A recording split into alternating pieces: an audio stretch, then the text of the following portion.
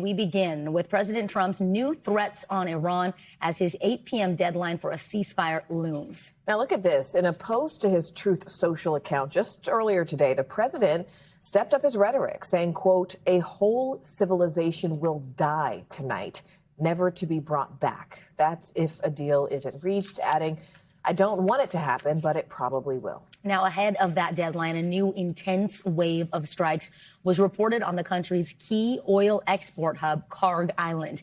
A U.S. official telling NBC News the U.S. military struck dozens of military targets on that island last night. And to be clear, strikes have also been reported on multiple bridges across Iran, killing at least 2 people, according to Iran state media. Now, thus far, President Trump says the U.S. has hit more than 13,000 targets, and that's since the war began. Other parts of the region are now on high alert, with the U.S. Embassy in Bahrain now ordering all of their U.S. government employees to shelter in place. NBC News international correspondent Matt Bradley joins us now live from Tel Aviv, Israel. You are really in the heart of things there, Matt. I know I want to start now with today's strikes on Iran.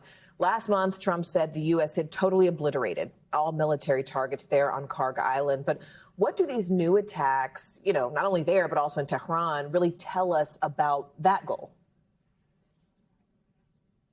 Well, that goal has clearly been elusive. And, we knew that from when we saw the downing of that U.S. F-15 fighter jet just a couple of days ago, or last week on Friday. Those 2 pilots who were on the plane were recovered alive. But this was after the president and his advisors had boasted publicly, that they had all but completely neutralized Iran's air defense. So that, again, blew up in their faces. And this, again, when we've been talking about the president over and over and over again, saying that he's defeated Iran, and yet now then going back and saying that he needs to finish the job, saying that the negotiations are going well, and then at the same time threatening to escalate the fight.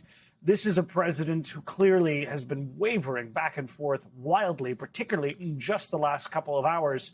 And, we don't know exactly where this is going to be going before that deadline tonight at 8 p.m. your time. We thank you for watching. And remember, stay updated on breaking news and top stories on the NBC News app or watch live on our YouTube channel.